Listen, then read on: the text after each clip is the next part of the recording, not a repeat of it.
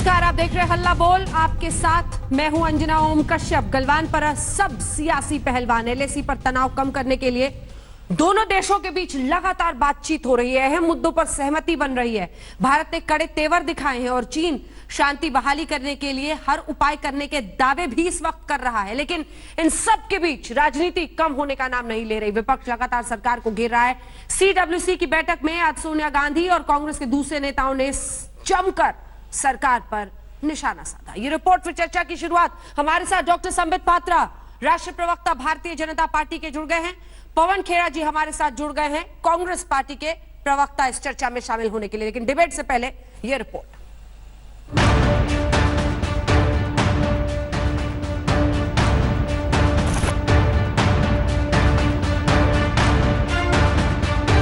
देश के army chief Leh में उतर रहे हों और देश के जवानों के मोराल को, उनकी शक्ति को वर्धन कर रहे हों, उसे बढ़ा रहे हों, उसी समय सीडब्ल्यूसी की मीटिंग करना और सीडब्ल्यूसी की मीटिंग में आर्मी के विरोध में कहना और यह कहना कि भारत ने अपने टेरिटरी को सरेंडर कर दिया है, भारत कमजोर पड़ गया है, ये क्या आप आर्मी के साथ दो हाथ होना चाहते हैं? ये किस प्रकार की लड़ाई है?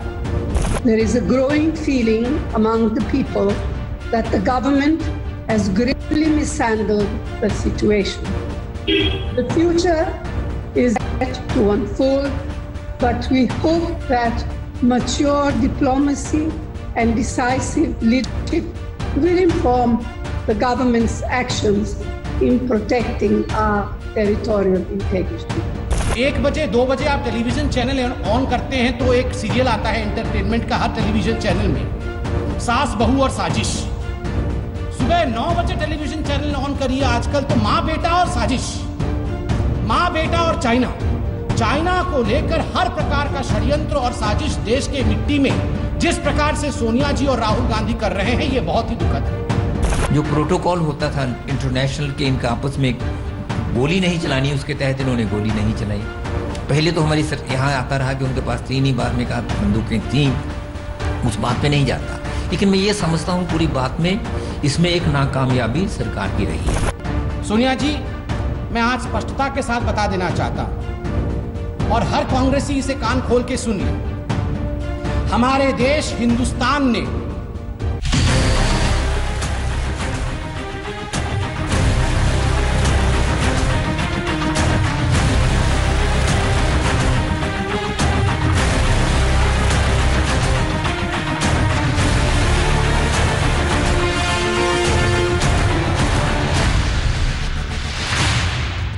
लगभग 50 दिन बाद भारतीय चीन विवाद पर सहमति बनी। आज जब सेना प्रमुख लद्दाख में घायल फौजियों से मिल रहे थे, उनका हालचाल जान रहे थे, लगभग तभी खबर आई कि भारत ने चीन को दो टूक कह दिया है कि सरहद पर हिंसा बर्दाश्त नहीं की जाएगी। नई रणनीति के तहत चीनी सेना की हिंसा से निपटा जाएगा, जिसमें गोली चलाना भी शामिल है। भारत और चीन के बीच 11 घंटे तक लेफ्टिनेंट स्तर की बातचीत के बाद लद्दाख में टकराव वाली जगहों से दोनों सेनाओं के पीछे हटने पर सहमति बन गई है। यह बैठक 11 घंटे तक मॉल्डो में चली, जिसमें पूर्वी लद्दाख में सभी टकराव वाली जगहों से सेना की वापसी पर सहमति बनी। हालांकि ये वापसी कैसे होगी, इसका रोड मैप फाइनल होना बाकी है। दोनों सेनाओं की तरफ से एलएसी पर तनाव और हथियार घटाने पर भी सहमति बनी है। भारत ने कई शर्तें भी रखी। एक तो 5 मई को पैंगोंग त्सो के टकराव के पहले की परिस्थिति फिर से बहाल हो। इसका अर्थ यह है कि चीन को फिंगर 4 से वापस जाना होगा और फिंगर 4 और फिंगर 8 के बीच चीन को अपने सभी बंकर, टेंट, निगरानी पोस्ट हटाने होंगे। फिंगर 8 तक पूरी जमीन भारत के कब्जे में रहेगी। इसके साथ ही भारत ने यह शर्त भी रखी है कि भारत के हिस्से में सड़क निर्माण का कार्य चलता रहेगा। 6 जून को भी भारत चीन की सेना के बीच ऐसी ही सहमति बनी थी, लेकिन ठीक 9 दिन बाद चीन ने गलवान में छुरा घोंपा था। गलवान के अलावा भारत की नजर रहेगी पैंगोंग झील और हॉट स्प्रिंग्स से चीनी सेना की वापसी पर। भारत ने चीन से पूरी तरह से वापसी पर समय सीमा भी मांगी है। जिस गलवान की खूनी झड़प में 20 भारतीय सैनिक और कई चीनी सैनिक मारे गए, उस टकराव पर भी चर्चा हुई। ये संकेत है कि चीन अब इस फजीहत से आगे बढ़ना चाहता है। इधर सेना चीफ एमएम नरवणे आज लद्दाख के दौरे में जमीनी परिस्थितियों का जायजा लेने पहुंचे थे। उन्होंने घायल सैनिकों से भी मुलाकात की। और बहस से पहले अब आपको आज का सियासी अपडेट भी दे दें। आज CWC की बैठक में सोनिया गांधी ने सरकार को जमकर घेरा। There is a growing feeling among the people that the government has gravely mishandled the situation. The future is yet to unfold, but we hope that mature diplomacy and decisive leadership will inform the government's actions in protecting our territorial integrity. जवाब देने के लिए BJP के राष्ट्रीय प्रवक्ता संबित पात्रा ने मोर्चा संभाला। इस बार जो स्टैंड ऑफ है जिसमें बताया जा रहा है कि चीन ने कोई कब्जा कर लिया है, उस पे बहुत स्पष्ट रूप से प्रधानमंत्री जी ने बयान दिया है कि किस प्रकार लीगेसी इश्यूज हैं। 43,000 स्क्वायर किलोमीटर ये लीगेसी इश्यूज हैं, किंतु वर्तमान में जो स्टैंड ऑफ हुआ, जिसकी अभी डीएस्केलेशन की बात चल रही है, उसमें हमारे देश पर कोई कब्जा नहीं हुआ है। हां, अगर कब्जा हुआ है तो मां बेटे के मन के ऊपर 2008 के MOU के पश्चात हमें डर है, चीन का कब्जा हो चुका है। सुलगता सरहद इस देश में अक्सर सियासी संभावनाएं लाता रहा है, तो आज ये रवायत क्यों टूटे? आज तक ब्यूरो। चर्चा की शुरुआत करने का वक्त हो गया है, लेकिन बड़ी खबर आ रही है। भारत सरकार ने यह फैसला लिया है, जासूसी के आरोप की वजह से पाकिस्तान उच्चायोग से 50% कम किया जाएगा स्टाफ। 50% तक पाकिस्तान को स्टाफ घटाने का निर्देश दिया गया है। पाकिस्तान उच्चायोग से पाक कर्मचारियों पर जासूसी का आरोप लगा था, जिसकी वजह से यह कदम उठाया जा रहा है। जासूसी के मामलों में लिप्त होने पर यह फैसला लिया गया है कि जो भारत में दिल्ली में स्थित पाकिस्तान उच्चायोग है, वहां से 50% स्टाफ कम किया जाएगा। यह निर्देश पाकिस्तान के उच्चायुक्त को यहां दिल्ली में भारत में दे दिया गया है। अब आइए चर्चा की शुरुआत करते हैं। डॉक्टर संबित पात्रा, आपसे शुरू करते हुए, देखिए बहुत आपने सीधा प्रहार किया आज खास तौर पर गांधी परिवार में अपने उस प्रेस कॉन्फ्रेंस में, लेकिन अब सवाल देश का है और सबसे पहला सवाल मेरा यही होगा कि अब जबकि सेना प्रमुखों ने अपने अपने तरीके से, जो कॉप कमांडर आज बातचीत हुई है, उन्होंने कहा है कि वापसी हो, रोड का काम शुरू हो, हर जगह पर रोड मैप अभी आना बाकी है, लेकिन ये सब कुछ सुनिश्चित करने की जिम्मेदारी किसकी होगी? गद्दारी चीन फिर से नहीं करेगा, इसकी जवाबदेही आपकी होगी या नहीं होगी? अंजना जी, हर किसी की जवाबदेही, किस प्रकार से चीन पुनः गद्दारी ना करे, किस प्रकार से भारत के LAC के अंदर चीन घुस के ना आ जाए और हमारे 1 इंच जमीन पर भी वो अपने आप को कब्जा ना कर ले, इस सब की जवाबदेही सरकार की ही होती है। सरकार में हम हैं, हमारी ही जवाबदेही है। मगर अंजना जी, 2-3 बड़े विषय हैं। पहला तो आप मुझे बताइए अंजना जी, जब देश के आर्मी के चीफ लेह में उतरे और तमाम टीवी चैनल दिखा रहे हैं, तमाम न्यूज में ये चल रहा है कि लेह में आर्मी चीफ उतरे हैं, आर्मी चीफ घायलों को देखने गए हैं, आर्मी चीफ वहां रणनीति बना रहे हैं, किस प्रकार से चीन को जवाब दिया जा रहा है उसको सराह रहे हैं। ठीक उसी समय CWC की मीटिंग होती है और उस मीटिंग में यह निर्णय लिया जाता है कि हिंदुस्तान ने तो जमीन सरेंडर कर ही दिया है, हिंदुस्तान के जमीन पर चीन का कब्जा हो गया है। आप बताइए, ये डीबूस्टिंग है कि नहीं? ये कहीं ना कहीं ये आर्मी के मोरेल को, आर्मी की जो संकल्प शक्ति होती है उसको धक्का देने का काम है कि नहीं? ये सब इनको वेट करना था कि नहीं? नंबर 1 सवाल। नंबर 2, कांग्रेस पार्टी शुरू से, जब से ये चाइना का मामला चल रहा है, कांग्रेस पार्टी क्या कह रही थी? कांग्रेस पार्टी कह रही थी आप बयान दीजिए, रक्षा मंत्री क्यों नहीं बोलते हैं, गृह मंत्री क्यों नहीं बोलते हैं, प्रधानमंत्री क्यों नहीं बोलते हैं? रक्षा मंत्री ने भी बोला, गृह मंत्री ने भी बोला, प्रधानमंत्री जी ने बयान दिया। फिर इनका था कि ऑल पार्टी मीटिंग क्यों नहीं होती है? ऑल पार्टी मीटिंग भी हुई, जिसमें प्रश्नोत्तर भी हुए, एक स्टेटमेंट भी आया उसके पश्चात। ये सब कुछ होने के बाद अब ये कहते हैं प्रधानमंत्री, सारे मंत्री झूठ बोल रहे हैं और जमीन सरेंडर कर दिया गया है। मैं एक सवाल, यहां पर कांग्रेस के प्रवक्ता बैठे हुए हैं, मेरे मित्र बैठे हुए हैं, मैं बिल्कुल अहंकार छोड़कर यह सवाल पूछता हूं, क्या कांग्रेस पार्टी मानती है कि गलवान को इंडिया की मिलिट्री ने सरेंडर कर दिया है? मैं बिल्कुल डायरेक्ट सवाल पूछ रहा हूं। पवन जी बहुत संजीदे प्रवक्ता हैं, बहुत पढ़े लिखे उच्च कोटि के व्यक्ति हैं, मैं उनसे पूछता हूं, पवन जी, क्या आप भारत के एक सिपाही के नाते, भारत के एक व्यक्ति के नाते ये मानते हैं कि इंडियन आर्मी ने सरेंडर कर दिया है गलवान वैली को, जैसा कि राहुल जी बार बार हर दिन सुबह उठ के ट्वीट कर रहे हैं, सरेंडर हो गया, सरेंडर हो गया, सरेंडर हो गया? इसका प्लीज जवाब दीजिए। पवन खेड़ा जी, क्या वाकई कांग्रेस पार्टी ये मानती है कि भारतीय जमीन सरेंडर हो गया है? सबसे पहले तो सेना का राजनीतिकरण संबित जी मैं आपसे उम्मीद करूंगा आप नहीं करेंगे। सरकार से प्रश्न पूछे जाएंगे, सेना से नहीं। सेना के शौर्य पे आपसे कहीं ज्यादा हमको भरोसा है, क्योंकि हमने इसी सेना के हाथों को मजबूत होते हुए देखा, मजबूत किया, और इसी सेना ने, हमारी सरकार ने 71 में पाकिस्तान के 2 टुकड़े किए। तो सेना के शौर्य पे आप प्रश्न चिन्ह न लगाएं किसी भी राजनीतिक चर्चा में, इस तरह के सेना का नाम मत लिया करें। दूसरी बात, आप कहते हैं कि प्रधानमंत्री ने स्टेटमेंट दिया, रक्षा मंत्री ने स्टेटमेंट दिया, विदेश मंत्री ने स्टेटमेंट दिया, और कांग्रेस किसके स्टेटमेंट पर भरोसा करें? बिल्कुल सही बोल रही है, मैं आपको जवाब देता हूं। रक्षा मंत्री कुछ बोलते हैं, विदेश मंत्री कुछ और बोलते हैं, प्रधानमंत्री कुछ और बोलते हैं, और प्रधानमंत्री कार्यालय उन सबका खंडन कर देता है। प्रधानमंत्री का खंडन प्रधानमंत्री कार्यालय करता है। आज अंजना जी ने अभी हेडलाइन पढ़ी और बताया कि चीन पीछे हटने को तैयार है। कहां से पीछे हटने को तैयार है संबित जी? आप तो कहते हैं आया ही नहीं, 1 इंच भी जमीन पर नहीं आया, तो पीछे कहां से हट रहा है? क्या बीजिंग से और पीछे हट जाएगा?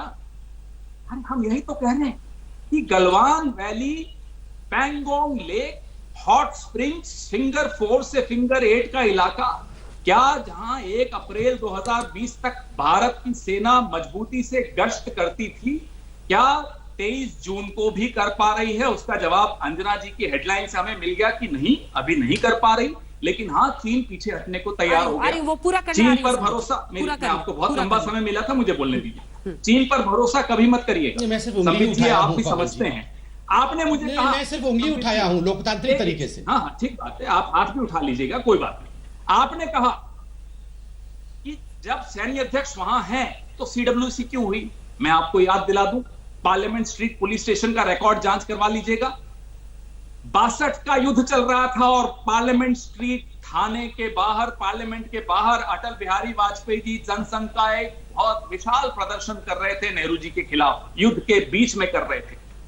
और याद दिला दूं, 2013 तो अभी की बात है, आप तो तब बड़े कर्मठ स्पोक्समैन थे तब भी। 2013 में जब चीन से कुछ तनाव हुआ तो अडवाणी जी, सुषमा जी, जेटली साहब सब जाते थे राष्ट्रपति प्रणब मुखर्जी साहब से मिलने, और टीवी पर आकर कहते थे क्या उपकरण इस्तेमाल किए जाएंगे, क्या हथियार हैं हमारे पास जो हम चीन के खिलाफ इस्तेमाल करेंगे। ये सार्वजनिक पटेल के प्रश्न होते हैं, जरा आप मुझे बताइए। हमने नहीं कहा आप राजनीति कर रहे हैं, क्योंकि राजनीति करना ही उचित था उनके लिए उस वक्त, ये प्रश्न पूछना उचित था, लोकतांत्रिक उनका अधिकार था ये हमसे प्रश्न पूछना, क्योंकि हम सरकार में थे। वही अधिकार हमको भी है, अंजना जी को भी है, क्योंकि अंजना जी मीडिया है, हम विपक्ष हैं, बिल्कुल प्रश्न पूछेंगे, और सेना से नहीं सरकार से पूछेंगे। सेना पर पूरा भरोसा है, सरकार मजबूत है या नहीं, इस पे बहुत बड़ा प्रश्न चिन्ह लग चुका है, क्योंकि नेपाल भी आंख दिखा रहा है। 370 स्क्वायर किलोमीटर धरती पर हमारे कब्जा हो चुका है। उत्तराखंड के बॉर्डर डिस्ट्रिक्ट्स में नेपाल का रेडियो भारत विरोधी गाने सुनाता है उत्तराखंड में, तो आपकी सरकार है, जांच करवा लीजिएगा। धारचूला एफएम पे क्या गाने चल रहे हैं जरा सुन लीजिएगा।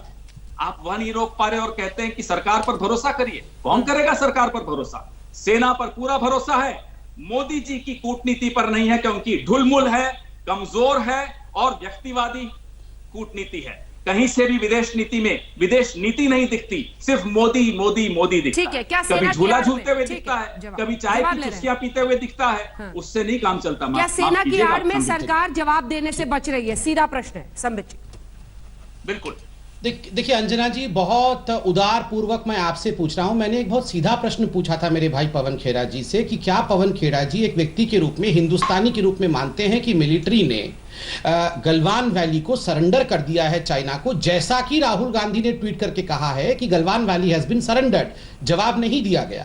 आप पवन जी फिर भी आप 5 सेकंड लेके मुझे हाँ या ना में आप क्या मानते हैं? ले लिया है, ठीक है, थैंक यू, आपने उत्तर दे दिया। आप मैं उत्तर देता हूं। प्रधानमंत्री पवन जी का मानना है कि इंडियन एक सेकंड पवन भाई आराम से आप उंगली उठा सकते हैं मेरी तरफ। आपने नहीं सुना होगा, हो सकता है कुछ गूगल कर रहे हो। आपने कहा कि सरेंडर कर दिया, ठीक है। नहीं, एक बार और मैंने सुन लिया अंजना जी, मैंने सुन लिया। आप मैं बोल लेता हूँ, उसके बाद बोल लेंगे पवन जी आराम से। मैं बोल लेता हूँ, आप बोल लीजिएगा, वरना मैं वो बोल ले फिर मैं आऊंगी आपके पास। पवन जी पहले संबित जी बोल ले, फिर मैं आऊंगी आपके पास इसका जवाब देने। ठीक।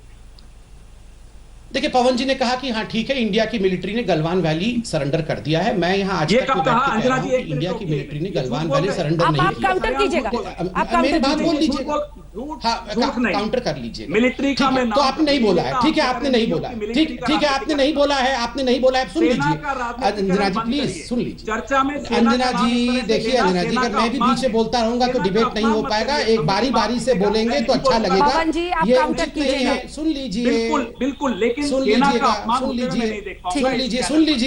सुन लीजिए। देखिए अंजना जी, इसी एक प्रश्न में, एक सेकेंड अंजना जी, इसी एक प्रश्न में सब कुछ छुपा हुआ है। मैंने इनसे पूछा कि क्या मिलिट्री ने गलवान वैली सरेंडर कर दिया? इन्होंने कहा, अभी ये कह रहे हैं कि नहीं, हमने ऐसा नहीं कहा है। मतलब गलवान वैली सरेंडर नहीं हुआ, मतलब राहुल गांधी झूठ ट्वीट कर रहे थे कि गलवान वैली सरेंडर हो गया। अब देखिए, इनसे जब भी ये प्रश्न पूछेंगे तो ये इनका जवाब होता है, आप मिलिट्री को क्यों बीच में ला रहे हैं, आप मिलिट्री के खिलाफ बोल रहे हैं, मिलिट्री को का राजनीतिकरण हो रहा है, आप राजनीतिक रूप से बोलिए। देखिए मोदी जी सरेंडर कर देते हैं, गलवान वैली सरेंडर हो गया, मतलब क्या मोदी जी सरेंडर करते हैं का अर्थ क्या है? कोई मोदी जी ने अपने घर का सिलेंडर सरेंडर कर दिया, मोदी जी ने अपना क्वार्टर सरेंडर कर दिया, मोदी जी ने अपना कोई सामान सरेंडर कर दिया? मोदी जी सरेंडर करने का मतलब होता है कि देश की किसी भूमि को सरेंडर किया है। और चूंकि राहुल गांधी ने कहा था कि गलवान वैली को सरेंडर कर दिया था, यह प्रश्न बहुत सटीक है कि क्या कौन सरेंडर करेगा? मिलिट्री के पास ही होता है, रक्षा का विषय मिलिट्री के पास होता है, तो यह जवाब देने को तैयार नहीं है कि मिलिट्री ने सरेंडर किया कि नहीं किया। नंबर एक। नंबर दो, इनका जो प्रश्न था वो प्रश्न था कि एरिया, नहीं जवाब दीजिएगा। इन्होंने कहा कि ये जो अंजना जी ने आज रिपोर्ट पढ़ा कि पीछे हट जाएगी, चीन की सेना पीछे हट जाएगी, भारत की सेना पीछे हट जाएगी। कौन पीछे हट जाएगा अगर कब्जा ही नहीं हुआ? मैं आज तक में इसे समझा देता हूं ताकि कांग्रेस के लोग इसे समझ जाए। अंजना जी, एक लाइन ऑफ कंट्रोल होता है LAC, एक होता है बॉर्डर वो होता है जो कि वेल डिफाइंड होता है। इंडिया का बॉर्डर तो बहुत आगे, घुसपैठ करके चीन ने अक्षय चीन इत्यादि सब इंडिया से बहुत समय पहले लीगेसी इशू में लिया था 43,000 किलोमीटर। अब है LAC। ये जो LAC है, LAC के आसपास के एरिया को कहते हैं एरिया ऑफ डिफरेंट परसेप्शन। उस एरिया में भी, चाहे वो चीन के साइड का ही LAC हो, उसमें भी बिल्डअप नहीं होना चाहिए। उसमें भी चीन को यह अधिकार नहीं है कि वो स्ट्रक्चर इरेक्ट करे, किंतु अपने साइड के एरिया ऑफ डिफरेंट परसेप्शन जो कि LAC के चीन के साइड में है, वहां चीन ने कुछ स्ट्रक्चर इरेक्ट करने की कोशिश की, वहां चीन ने बिल्डअप की कोशिश की। भारत ने दो टूक शब्दों में कहा कि ये नहीं चलने वाला है, आप पीछे हो जाइए। दूसरा, भारत अब अपने LAC की तरफ 50-60 वर्षों के बाद पहली बार AK एंटोनी जी का वो बाइक चलाइए पार्लियामेंट में, जहां एंटोनी जी कह रहे थे कि कांग्रेस की एक नीति है अंडर डेवलप्ड बॉर्डर डेवलप नहीं होना चाहिए, बॉर्डर पे सड़क नहीं होना चाहिए। हमने सड़कें बनाई, हमने वहां इंफ्रास्ट्रक्चर डेवलप किया। इसी को तो कहते हैं लाल आंख दिखाना। लाल आंख दिखाना मतलब आंखों में लालिमा लगा के चिल्लाना नहीं होता है। लाल आंख दिखाना मतलब तुम्हारे घर तक सड़क लेके जाएंगे, तुम्हारे घर तक इंफ्रास्ट्रक्चर लेके जाएंगे, इसी को लाल आंख कहते हैं। ठीक है खेड़ा साहब, जो बिल्डअप किया है चीन ने अपने हिस्से में, वो वापस ले जाएगा।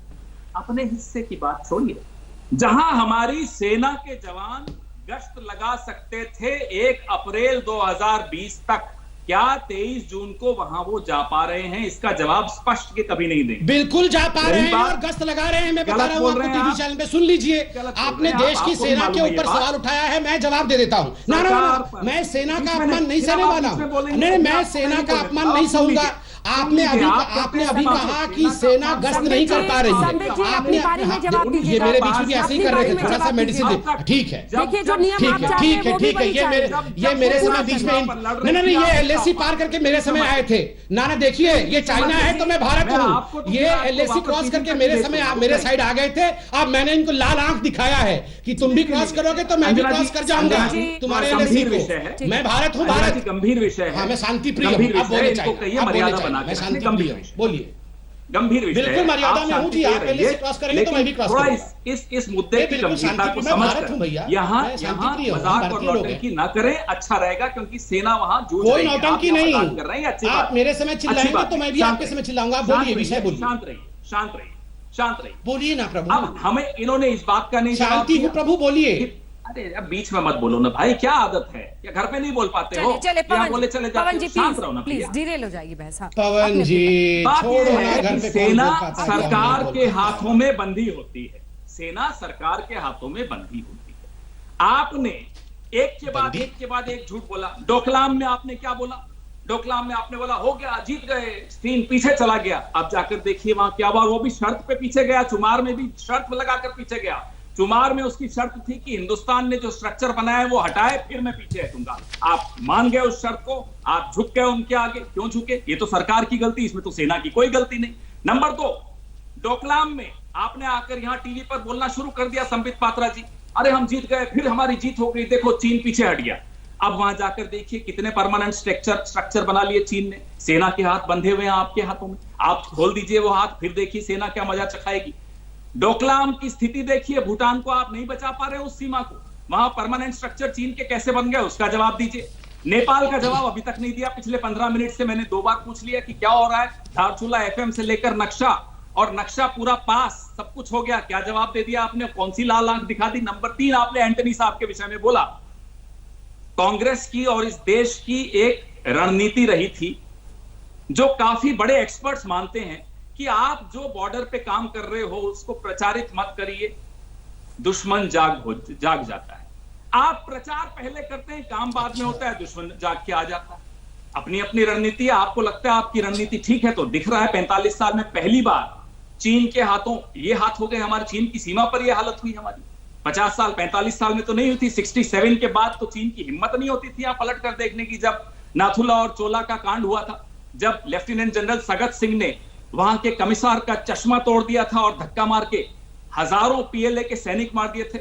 सेना में कभी कोई कमजोरी नहीं रही। जब कमजोरी आई है, आपको मालूम है कहां आई है? उस व्यक्ति द्वारा लाई गई है ये कमजोरी। जब जो गुजरात का मुख्यमंत्री था तो सिर्फ 2 देश उनको स्वीकृति देते थे, चीन और जापान। बार बार चीन चले जाते थे। हमें नहीं मालूम क्या रिश्ते हैं, हमें नहीं मालूम, हम कुछ नहीं कह रहे, लेकिन चीन के प्रति आप बहुत नरम हैं, आपके प्रधानमंत्री बहुत नरम है, ये हमारा आप पर आरोप है। कभी आरएसएस चली जाती है, पार्टी स्कूल, ये पार्टी स्कूल, चीन की कम्युनिस्ट पार्टी के स्कूल में शिक्षा ग्रहण करने भारतीय जनता पार्टी के सांसद और विधायक चले जाते हैं। कभी राम माधव इंडिया फाउंडेशन के बहाने ले जाता है लोगों को। वहां क्या हो रहा है हमें नहीं मालूम। वहां अरुणाचल प्रदेश, अब मुझे पता है ये बहस किधर जा रही है। अब ये तो आप दोनों एक दूसरे पर आरोप लगाएंगे चीन प्रेम का। अब ये 2008 का मेमोरेंडम ऑफ अग्रीमेंट MOU निकालेंगे। नहीं, वो मेमोरेंडम ऑफ अंडरस्टैंडिंग निकालेंगे। मैं जवाब दे दूं, जो कांग्रेस पार्टी और CPC के, आप इनको कहेंगे कि राम माधव वहां गए थे, बहस ही रेल हो जाएगी। ये क्या करने जाते हैं मुझे जरा ये बता दीजिए। आरएसएस को क्या अंजना जी मैं बताता हूं अरुणाचल और प्रदेश और सिक्किम जैसे सामरिक विषयों की चर्चा कम्युनिस्ट पार्टी से करने जा रही है। साहब क्या रुचि है आपकी? अंजना जी, अब मैं बात राजनीतिक पार्टी भी नहीं है, पीछे रहिए। ये क्या है? ये फाउंडेशन चला रखी है इंडिया फाउंडेशन। हो गया हो ये क्या षड्यंत्र रचा जा रहा है? हमें इन सबका जवाब करके आराम से बात कर ले तो क्या डील? उनका आरोप सीधा है। ठीक है पवन खेड़ा जी, संबित जी, उनका आरोप सीधा है कि क्या प्रधानमंत्री नरम रहते हैं चीन को लेकर, जिसकी वजह से ये हुआ है। चलिए, मैंने लिख भी लिया है। उनको लगता है कि नरेंद्र मोदी जी नरम प्रधानमंत्री है और मनमोहन सिंह जी गरम प्रधानमंत्री थे, तो ये देश जानता है कौन नरम है और कौन गरम है। मुझे यहां बोलने की आवश्यकता नहीं है, अब एक एक करके जवाब देता हूं। इन्होंने कहा कि सेना सरकार की बंदी होती है। वाह, जब सर्जिकल स्ट्राइक करके आए और हम कहें कि सर्जिकल स्ट्राइक हो गया है पाकिस्तान के ऊपर, तब ये कहते हैं अच्छा सेना तो इंडिपेंडेंट है, ये बंदी थोड़ी है आपकी, आप क्यों क्रेडिट ले रहे हैं? अब बोल रहे हैं कि सेना तो बंदी है आपकी, आपने सरेंडर कर दिया है जमीन वहां पे। ये बंदी और खोलने वाला बात इनके हिसाब से चलेगा। मैं यहां पे क्लियर कर दूं, आज तक पे हिंदुस्तान की सेना को बंदी कहना, ये हिंदुस्तान की सेना के प्रति अभद्रता दिखाना है। नंबर 1, खुली छूट दी हुई है नरेंद्र मोदी जी ने सेना को। 26/11 के बाद जिस सेना ने कहा था कि हम तो जवाब देना चाहते थे, किंतु सरकार ने वो पॉलिटिकल विल नहीं दिखाया हमें जवाब देने के लिए, वही सेना आज कहती है कि yes, this government has the political will. Number 1। Number 2 सवाल, डोकलाम डोकलाम डोकलाम। अंजना जी, 10 बार यहां कहा गया है कि इंडिया डोकलाम में हार गया। मैं यहां सीना ठोक के कहता हूं, डोकलाम में इंडिया जीता है। पूरा विश्व मानता है कि जिस प्रकार एक संकल्प, एक शक्ति और संयम डोकलाम में हिंदुस्तान ने 73 डेज के स्टैंड ऑफ में दिखाया था, वो अपने आप में इतिहास है। मैं पूछना चाहता हूं इन कांग्रेसियों को इतना अच्छा, ये सैडिस्टिक प्लेजर, इंडिया हार गया, डोकलाम चला गया, जमीन हमारी सरेंडर हो गई, हमारे देश में कब्जा हो गया, इन सब विषयों, हमारे आर्मी के जवान एक भी चाइनीज को मार नहीं पाए। हुसैन दलवाई, जिनको सबूत चाहिए कि एक भी चाइनीज का जवान मरा है, जबकि खुद चाइना की कम्युनिस्ट पार्टी अब मानने लगी है कि हाँ, उनके अफसर भी मरे हैं उसमें और बहुत सारे लोग मरे हैं, फिर भी इनको सबूत चाहिए। इनको ये सैडिस्टिक प्लेजर, ये अद्भुत खुशी, इंडिया परेशान, अगर इनको परेशान बना के इंडिया को ये अद्भुत खुशी खोजने की कोशिश क्यों करते हैं? इन्होंने क्या रिश्ता है मोदी और चीन का? क्या रिश्ता है? रिश्ते जैसे शब्द का तो इस्तेमाल इन्हें करना ही नहीं चाहिए। 2008 में मनमोहन सिंह जी प्रधानमंत्री थे देश के, मगर सोनिया जी को इनवाइट किया गया बीजिंग ओलंपिक्स में, देश के प्रधानमंत्री को नहीं।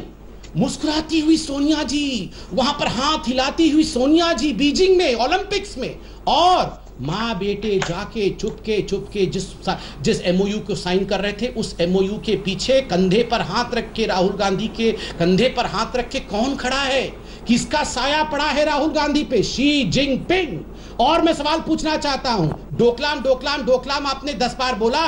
डोकलाम के समय चाइनीज टेंट के अंदर खाना कौन खा रहा था ऑनवॉय के साथ बैठकर? पहले तो आप लोगों ने मना किया, जब मीडिया ने इसको ब्रेकिंग न्यूज चलाया कि Rahul Gandhi and all family cot red handed inside the Chinese tent, आपने कहा नहीं ये झूठ बातें हैं। फिर मीडिया के हाथ जब ये फोटोग्राफ लग गया कि पूरा परिवार, वाड्रा क्लैन उस टेंट के नीचे चाइनीज ऑनवॉय के साथ षड्यंत्र कर रहा था, तब इनको मानना पड़ा। मैं आज सवाल पूछता हूं, ये communist party of China, Rahul Gandhi और सोनिया गांधी, में कांग्रेस को लाता ही नहीं, मैं बोलता हूं सोनिया, राहुल और कम्युनिस्ट पार्टी ऑफ चाइना, इनके बीच में क्या रिश्ता है? और आपको क्या लगता है हम लोग ये सब खुलासा करेंगे? नहीं, वेट करिए, सारा कुछ खुलासा होगा। ऐसी ये सब बातें देश की जनता के सामने आएगी। नहीं, उस खुलासे से क्या पता चलेगा सर कि गलवान घाटी में ऐसी परिस्थिति क्यों बनी? मैं बता रहा, मैं अंजना जी 10 सेकंड लेता हूं आपका, आपने बहुत वाजिब प्रश्न पूछा है।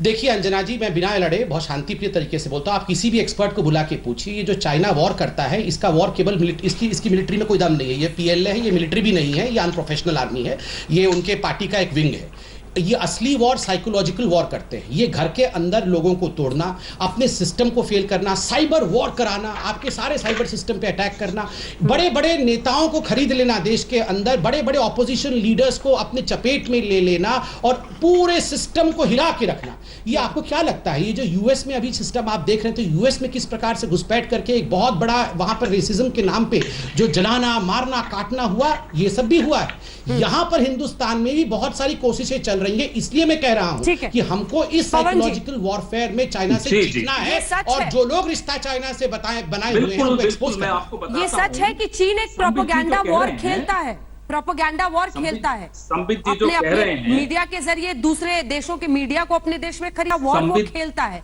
कहीं उसका हिस्सा? संबित जी जो कह रहे हैं बिल्कुल ठीक बोल रही हैं अंजना जी। हमारे कई मीडिया हाउसेज हैं जिसमें कंपनी चाइनीज कंपनीज का हिस्सा है, कई मीडिया हाउसेज हैं जहां चीन की कंपनियां पूरा एडवर्टाइजमेंट करती हैं, कई मीडिया हाउसेज हैं जहां मंथली बंधा हुआ है। बिल्कुल सही बोल रही हैं आप। लेकिन जो संबित जी कह रहे हैं साइकोलॉजिकल वॉरफेयर और नेताओं को खरीदते हैं, ये भी बिल्कुल सही। मैं बताता हूं, कुछ तो है दबाव, कहीं ना कहीं कोई दबाव तो होगा ही होगा। कि दलाई लामा का एक बहुत बड़ा इवेंट 31 मार्च 2018 को दिल्ली के त्यागराज स्टेडियम में होना था, चीन का दबाव आया, मोदी जी ने कैंसिल करवा दिया। IDSA का एक बहुत बड़ी कॉन्फ्रेंस, एशियन सिक्योरिटी कॉन्फ्रेंस होनी थी 2018 में, चीन का दबाव आया, मोदी जी ने कैंसिल कर दिया। चीन जो थी, हम लोगों ने चीन को नेशन ऑफ कंसर्न की लिस्ट में रखा हुआ था, मोदी जी पर दबाव आया, उस नेशन ऑफ कंसर्न की लिस्ट से हटा दिया। चीन से जो हमारा ट्रेड था, मोदी जी पर दबाव आया, उसको डबल कर दिया।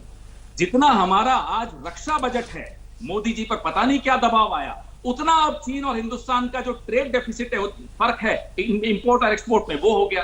हम भी जानना चाहते हैं क्या दबाव है मोदी जी पर। यही तो प्रश्न हम बार बार पूछ रहे हैं। साइकोलॉजिकल वॉरफेयर होता है, मैं मानता हूं जब वो चीन ने उनको रिकॉग्निशन दी, जब वो मुख्यमंत्री थे गुजरात के, वेस्ट अमेरिका इनकी तरफ ज्यादा ध्यान नहीं देते थे, तो चीन ने उनकी तरफ बहुत ध्यान दिया। बार बार चीन जाते थे, बार बार चीन के मंत्रियों को बुलाते थे, कभी किसी यूनिवर्सिटी से टाई अप करा के समझौते करारनामे करा देते थे। स्पोर्ट्स की ट्रेनिंग गुजरात के हमारे विद्यार्थियों को चीन दे रहा है। अरे साहब, क्यों चीन दे रहा है? हमारे झारखंड के आदिवासी इससे अच्छी ट्रेनिंग दे सकते हैं। लेकिन नहीं, मोदी जी का चीनी प्रेम तो हमें समझ में नहीं आया, आज तक नहीं समझ में आया। लेकिन वो खैर इतिहास कभी न कभी वो पढ़ने को लेकिन पवन जी जरा इसको फुल स्क्रीन दिखाइए, ये जो कदम अभी उठाए जा रहे हैं। एक सेकंड संबित जी, आप जवाब दीजिएगा। निजी ई कॉमर्स प्लेटफॉर्म पर भी प्रस्ताव रखा गया है, कोई भी प्रोडक्ट किस देश में बना है ये बताना होगा, ताकि कोई भी भारतीय अगर वो चीन में बना हुआ सामान नहीं खरीदना चाहता है तो वो ना खरीदे। निजी ई कॉमर्स प्लेटफॉर्म के लिए भी ये प्रस्ताव रखा गया है। क्या आपको नहीं लगता ये एक महत्वपूर्ण कदम? एक छोटा सा पवन जी से पहले जवाब ले लूं, ये पहली बार इस तरह से किया जा रहा है। अगर ये आप इतना सरेंडर और इतना अपीज नहीं करते जितना आपने चीन को किया, तो ना डोकलाम होता, ना चुमार होता, और ना अब जो गलवान वैली में हुआ है। ठीक है, संबित जी जवाब। संबित अंजना जी, पहले मुझे एक ऑब्जेक्शन करना है, और मुझे लगता है हो सकता है मुझसे सुनने में गलती हुई हो, तो आप मुझे ठीक कर दीजिएगा क्योंकि साउंड थोड़ा सा डिफेक्टिव है। क्या ये सच है कि अभी पवन खेड़ा जी ने कहा कि इससे अच्छा तो ट्रेनिंग झारखंड के आदिवासी दे सकते हैं? हो सकता है कि मेरे से सुनने में गलती हुई हो, ऐसा कहा था क्या पवन जी? झारखंड के आदिवासियों की जो स्पोर्ट्समैन है वहां, आपको शायद नहीं जानकारी। चलिए, अब क्योंकि जहां आप चुनाव हार जाते हैं, ठीक है, अब मैं जवाब देता हूं। झारखंड के आदिवासी अब मैं जवाब देता हूं। है अंजना जी, अब मैं जवाब दे दूं। चीन भूल जाएंगे आप। ठीक है अंजना जी, एक सेकंड, चलिए ठीक है अंजना जी, मुझे इस शब्द पे बहुत बड़ी आपत्ति है कि चीन को कोई भी किसी को ट्रेनिंग दे, उससे अच्छी तो झारखंड के आदिवासी दे देते। ये एक रेसिस्ट स्टेटमेंट है, ये आदिवासियों के प्रति एक आपको चीनियों से इतना प्रेम है कि मैं चीन के खिलाफ बोलूं, आपको आपत्ति है? अरे मैं चीन के खिलाफ बोलता हूं तो आपको आपत्ति है? इतना प्रेम जवाब दूंगा, मगर ये शब्द आपको पीछे लेना होगा। झारखंड के आदिवासी भी इससे अच्छा ट्रेनिंग दे सकते हैं। इस प्रकार के शब्दों का प्रयोग ना करें। मैं आराम से, अंजना जी प्लीज मैं बोल लूं, इतना प्रेम, मैं प्लीज बोल लूं, आप बिल्कुल, मैं प्लीज, अंजना जी एक सेकंड, चीन के प्रति प्रेम में इतना अंधा मत हो जाइए। वो एक बार जवाब, एक सेकंड अंजना जी, एक सेकंड अंजना जी, पवन जी मैं आऊंगी आपसे जवाब लेने, मैं आऊंगी आपसे जवाब कर देगा, क्यों नहीं देगा? आप ही की बात पर वो प्रतिक्रिया दे रहे हैं। जिन आदिवासियों का आप शोषण करते हो, ठीक है, वो आदिवासी आपको दिखाएंगे। ठीक है पवन जी, अब जवाब सुनिए, फिर आऊंगी मैं आपसे। शहीद हुए उसमें भी झारखंड के सैनिक थे। अगर कोई गलती नहीं किया है तो इतना क्लैरिफिकेशन देने की क्या आवश्यकता है? झारखंड के नहीं, इतनी क्लैरिफिकेशन की कोई आवश्यकता नहीं है। कोई गलती नहीं की है अंजना जी। प्रेम आप जानिए Anjana ji, this is not the way. Pavan Khera ji please please, आप चुनाव हार जाते हैं झारखंड में तो उनके खिलाफ हो जाते हैं, और चीन के साथ। पवन जी फिर मुझे मजबूरन आवाज नीचे करनी होगी, मैं नहीं करना चाहती हूँ। प्लीज बारी बारी से बोलिए, प्लीज सर। आपने कुछ बोला इस पर वो रिएक्ट करे, मैं आपके पास आऊंगी इसके बाद। दो ही लोग हैं, संबित जी बात पूरी कीजिए। अंजना जी, क्योंकि ये एक बहुत बड़ा चैनल है, इसका बहुत बड़ा रीच है, इसलिए शब्दों का चयन, और खास करके जब कहा जाए कि इससे अच्छा तो, क्योंकि झारखंड के आदिवासी का अर्थ होता है इससे अच्छा तो शेड्यूल ट्राइब लोग दे देते आपको ट्रेनिंग। ये कहीं ना कहीं एक बहुत रेसिस्ट स्टेटमेंट है, जातिवादी स्टेटमेंट है। हम लोगों को बचना चाहिए, और कांग्रेस पार्टी को झारखंड के आदिवासियों के लिए इस प्रकार के शब्दों का प्रयोग एक जाकी रही भावना से इस्तेमाल नहीं करना चाहिए। मगर मैं मूल पे आ रहा हूँ। ठीक है पवन जी, मैं लूंगी आपसे।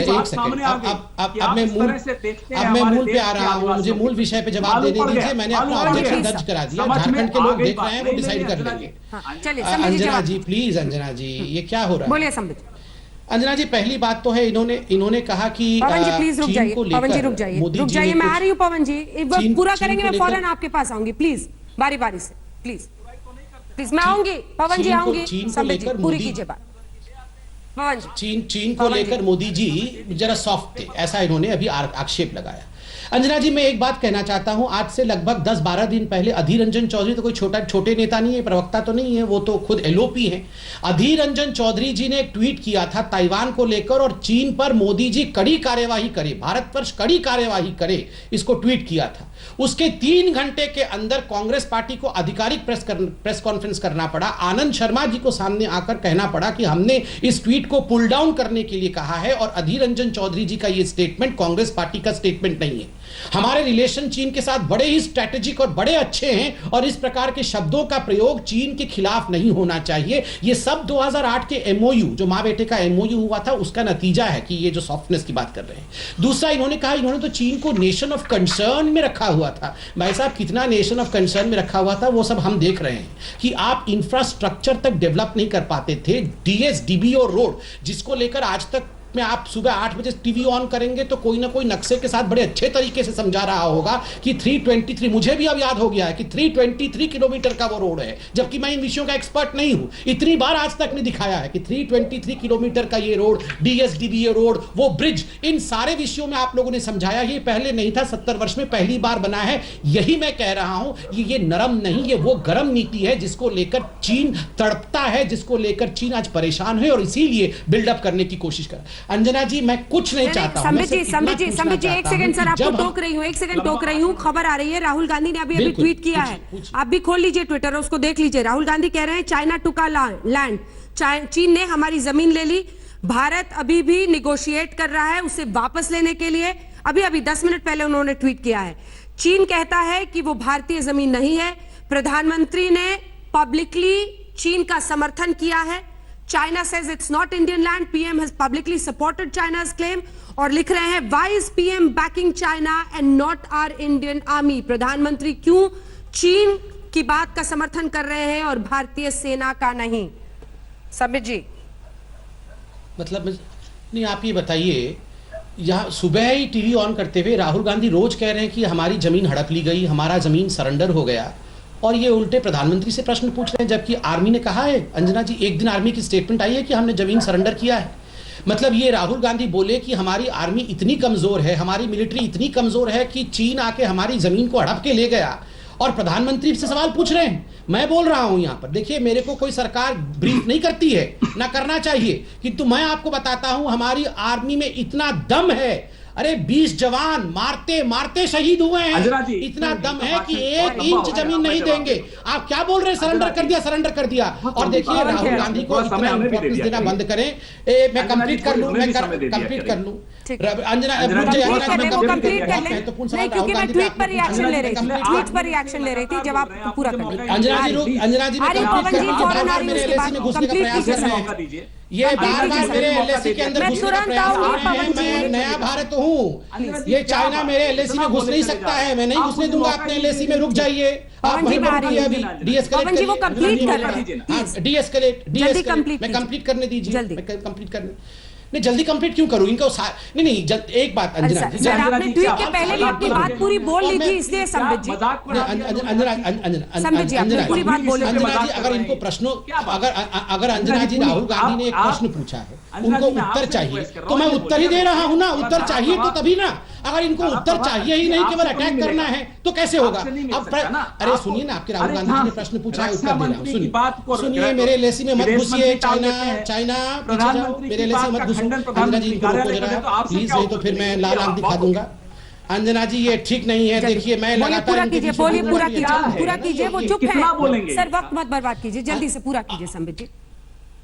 अंजना जी, मैंने इनसे एक सवाल शुरू में पूछा था कि क्या आपको लगता है कि मिलिट्री ने गलवान वैली सरेंडर कर दिया था? उसका जवाब अभी तक नहीं दिया है। राहुल गांधी पुनः वही प्रश्न पूछ रहे हैं कि क्या हमने जमीन सरेंडर कर दिया है? जमीन कौन सरेंडर करता है?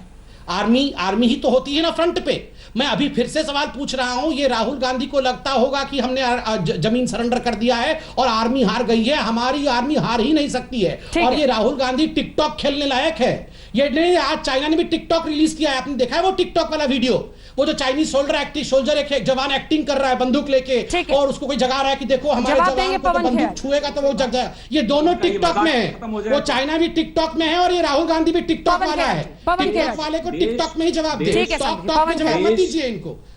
देश इतना बुरी तरह से जूझ रहा है, देश की अर्थव्यवस्था इन्होंने तबाह कर दी, देश पूरी तरह से जूझ रहा है, तभी आप लोग राजनीति कर रहे हैं। शांत हो गए, आर्मी वहां पर खड़ी है, वहां पर आर्मी के चीफ, नहीं, शांत हो जाइए।